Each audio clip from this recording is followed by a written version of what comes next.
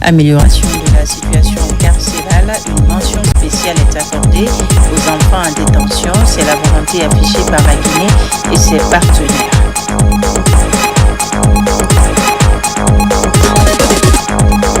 L'élaboration du document est en discussion. C'est à la faveur de la deuxième réunion stratégique de 4 phases de processus, commission du métier du secrétariat et assistanat de direction. On en parle dans ce journal. Et puis une cérémonie de remise de vivres et de vêtements a eu lieu à Kessia. C'est un geste d'une association de la place qui vise à accompagner les sinistrés de l'incendie de Diatif, un village situé dans la préfecture de Dinguiraye. C'est tout pour les titres. Bonjour à tous et bienvenue dans ce 13h. Je vous le disais à l'instant, justice avec l'amélioration de la situation carcérale. Une mention spéciale est accordée aux enfants en détention. C'est la volonté affichée par la Guinée et ses partenaires. Un minibus est offert au tribunal pour enfants. Le geste est de l'UNICEF. Tierno Younoussaba. La Guinée et ses partenaires restent préoccupés par la question de l'enfance. C'est ainsi que les autorités judiciaires et l'UNICEF Guinée échangent sur le cas des enfants en situation carcérale. Il s'agit d'apporter du soutien aux plus petits et jeunes en prison, histoire de promouvoir leurs droits. Pour nous, la question des droits de l'enfant reste une question importante. Un enfant ne retrouve pas sa dignité en milieu carcéral. Il faut lui donner une formation de détention alternative pour lui donner les moyens de retrouver ce qu'il peut pour une meilleure réinsertion sociale. La logique est de faire bénéficier les enfants en détention d'un traitement spécial.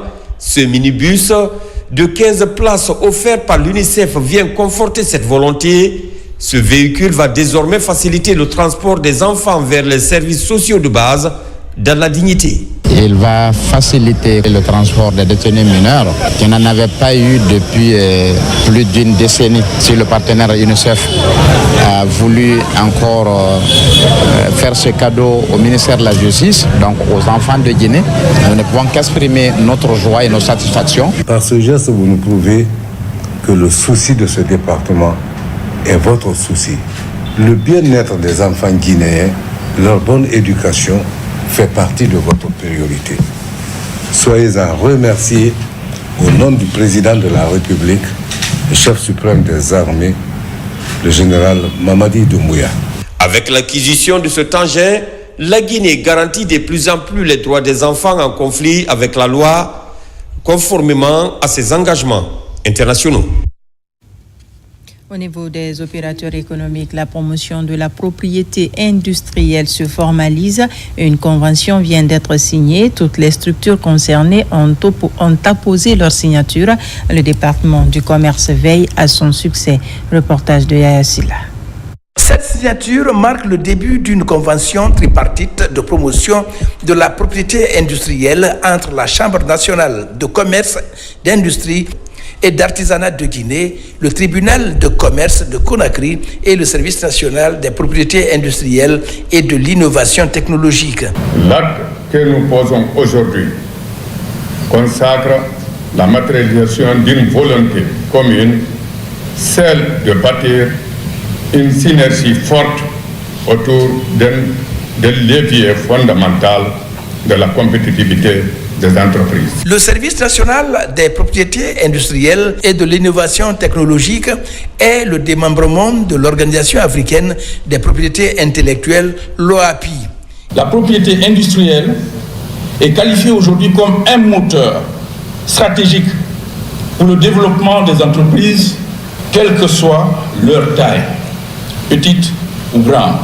Elle est essentielle pour la croissance des PME et des PMI, des micro-entreprises, en contribuant à leur valeur et en facilitant l'accès au financement. Pour sa part, l'OAPI continuera à jouer sa partition auprès de ses États membres, dont la Guinée, afin de faire du système de propriété intellectuelle un réel et puissant instrument de développement de nos États. Pour le gouvernement, la propriété intellectuelle est un levier stratégique pour renforcer la compétitivité des entreprises guinéennes et faciliter leur intégration au marché.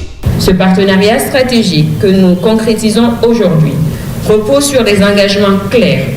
Premièrement, simplifier et accélérer les démarches d'enregistrement des droits de propriété industrielle. Renforcer les capacités institutionnelles en matière de gestion et de règlement des litiges liés à la propriété intellectuelle.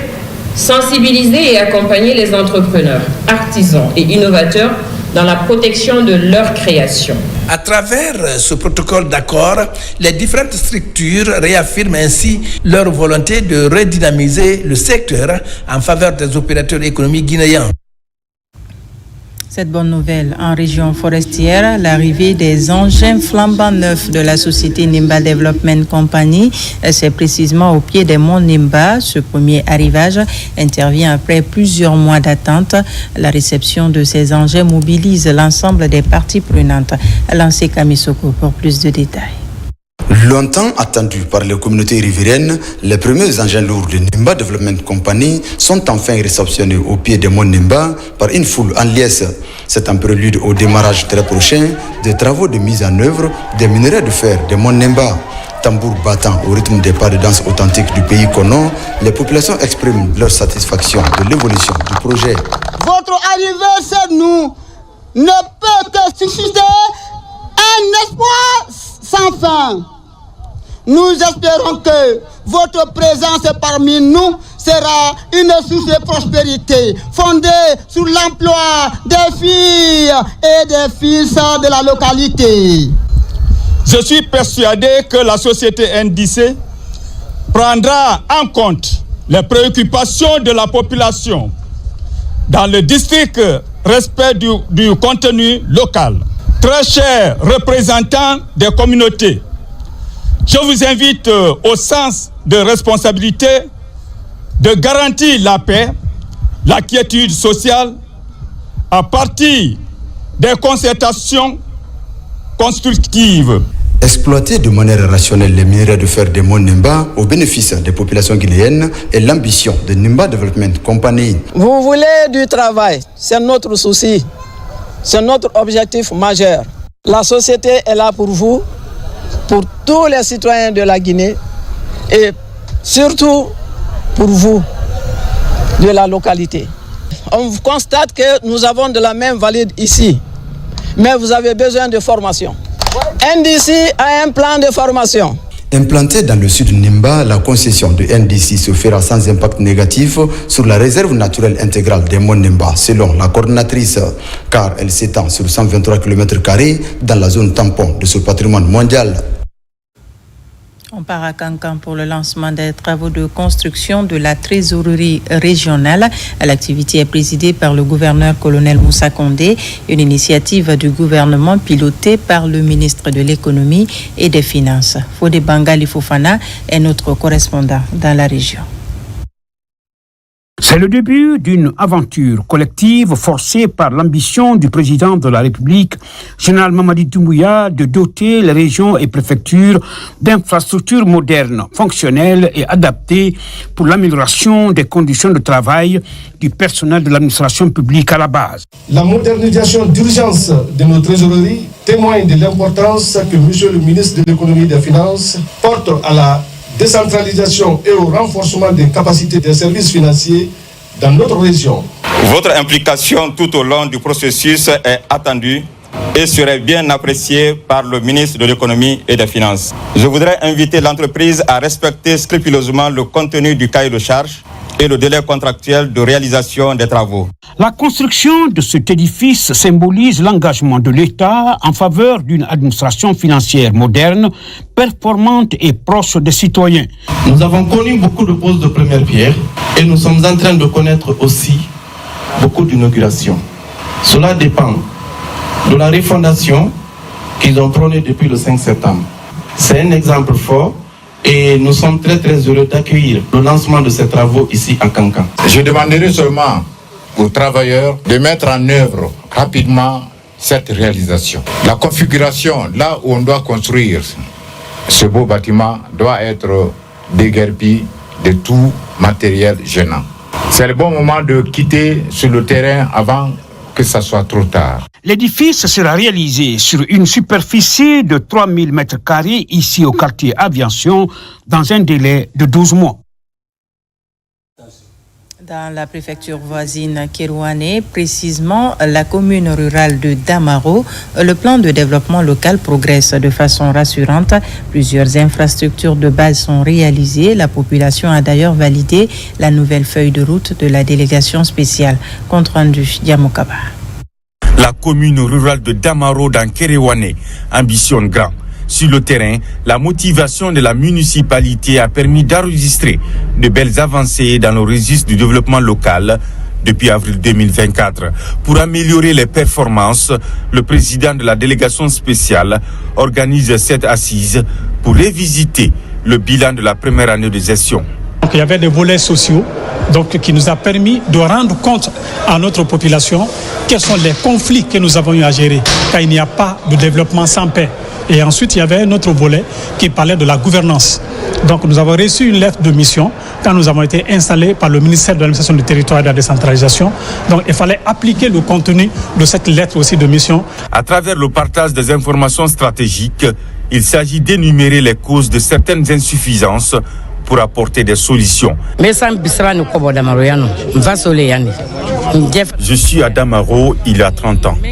Le plan de développement de notre localité est vraiment appréciable. C'est d'ailleurs une première.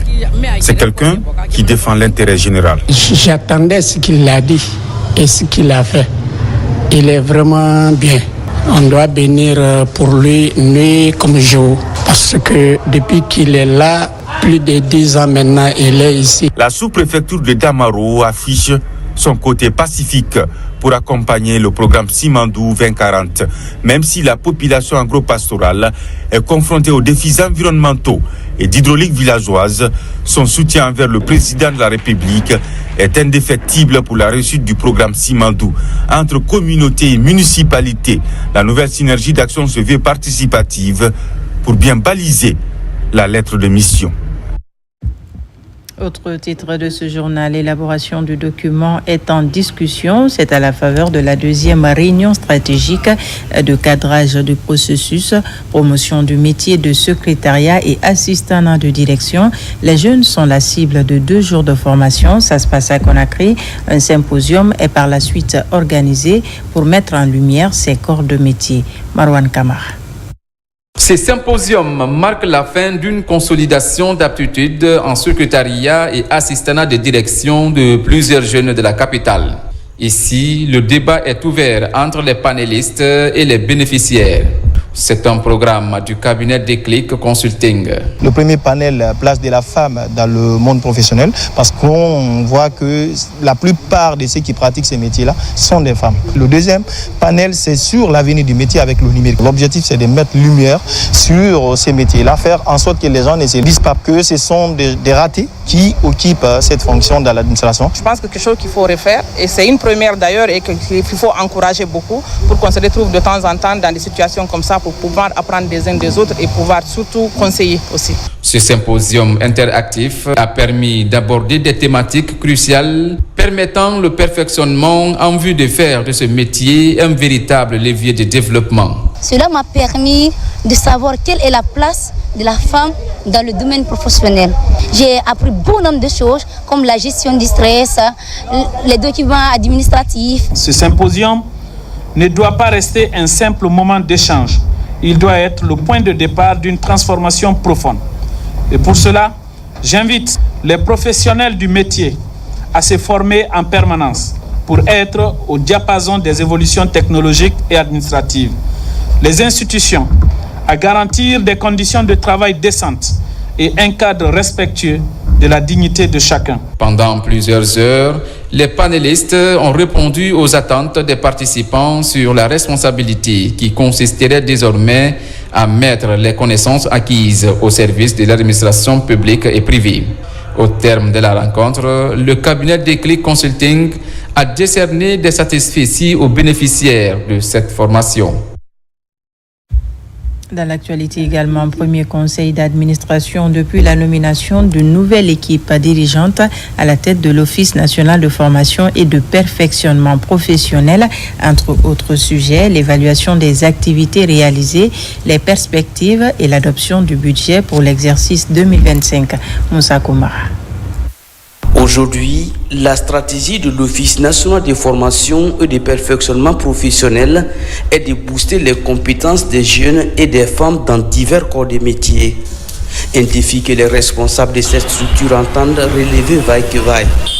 Pour ainsi être en conformité avec les orientations du département de tutelle, la direction générale a initié cette session ordinaire pour adopter le budget d'exécution des priorités définies pour l'exercice 2025. Il s'agissait de faire une revue des activités de PAO de l'ONFP et un certain nombre d'actions que l'ONFP doit prendre, notamment l'heure de jour a été étoffée.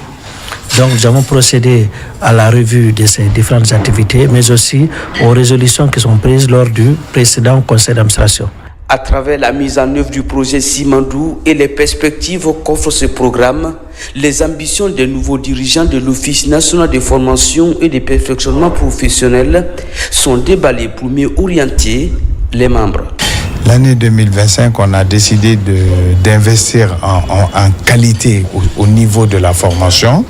Et une des recommandations du département tutelle, qui est le ministère de l'enseignement technique et de la formation professionnelle et de l'emploi, c'est intégrer toutes nos formations dans le programme Simandou 2040. Cette réunion d'échange et de partage d'expériences professionnelles entre les membres du conseil d'administration et les responsables du service témoigne de l'engagement de l'instance publique à mettre en pratique la politique de réinsertion sociale des jeunes, ce qui devrait réduire considérablement certains fléaux sociaux engendrés par le manque d'emploi.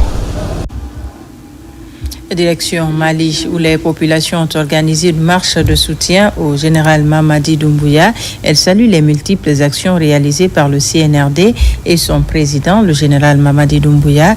Grâce aux autorités actuelles, la préfecture de Mali bénéficie de l'électrification, du projet de bitumage et de l'addiction d'eau potable.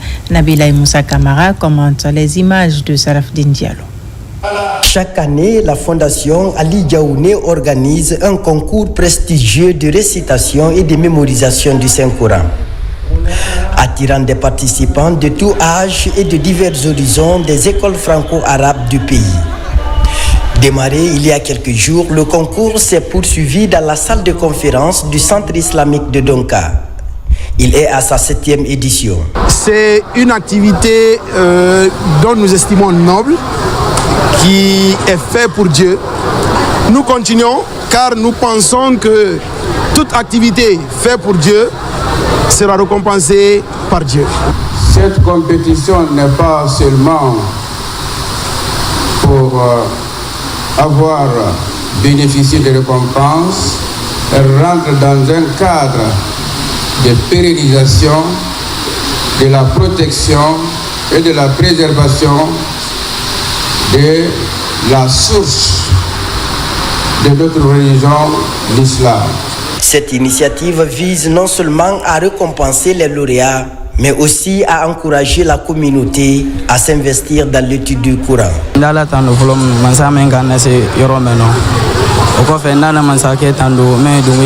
Je remercie Dieu. Après ça, je remercie Monsieur le Président Général Mamadi Doumbouya.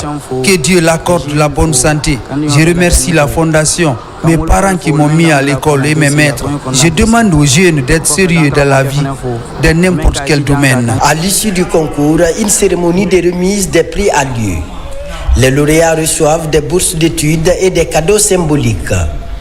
Cet événement est une véritable vitrine du talent et de la dévotion des jeunes qui, par leur passion, participent à la grandeur de la tradition coranique. Voilà, c'était plutôt la finale de la 7e édition du concours de récitation et de mémorisation du Saint-Coran. Pour terminer, une cérémonie de remise de vivres et de vêtements a eu lieu à Bessia.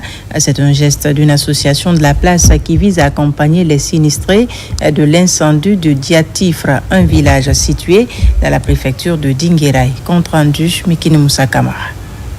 Plusieurs centaines de fidèles musulmans se retrouvent dans la salle des congrès du Palais du Peuple. Le but de cette rencontre religieuse est de prier en faveur de la promotion de la concorde nationale.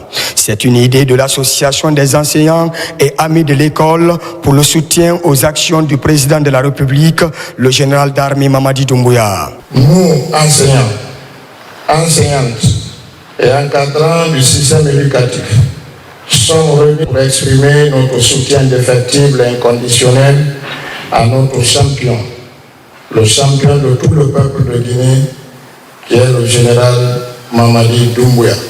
Cette lecture de Saint-Coran dans toutes les contrées de la Guinée, par tous les mouvements de soutien au président de la République, montre effectivement que les actions du général Mamadi Doumbouya seront galvanisées et seront soutenues par le bon Dieu, et surtout dans ces 5 mois de Ramadan où toutes les actions sont multipliées par 10. Le mouvement Charan Chérif pour la continuité du général d'armée Mamadi Doumbouya, dirigé par Hadja Diaba Doumbouya, soutient l'initiative.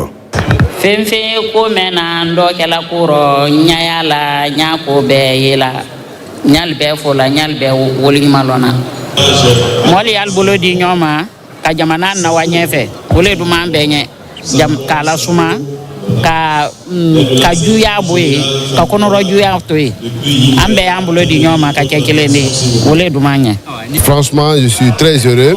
Aujourd'hui, nous savons que le président de la République, le général d'armée Mamadi Doumbouya, est en train d'investir beaucoup dans l'éducation parce qu'il a mis au cœur de sa gouvernance la qualification du système éducatif guinéen. Depuis décembre 2024, ces enseignants ont intensifié des prières et bénédictions dans plusieurs mosquées de la capitale afin d'inviter les populations à soutenir les idéaux de paix et de développement prônés par le président de la République. Voilà qui met fin à ce journal. Merci de nous avoir reçus chez vous. L'actualité se poursuit sur notre site, le www.rtgguinée.info. On se retrouve à 17h pour d'autres informations de la Guinée, notre paradis, terre de richesse et d'innovation.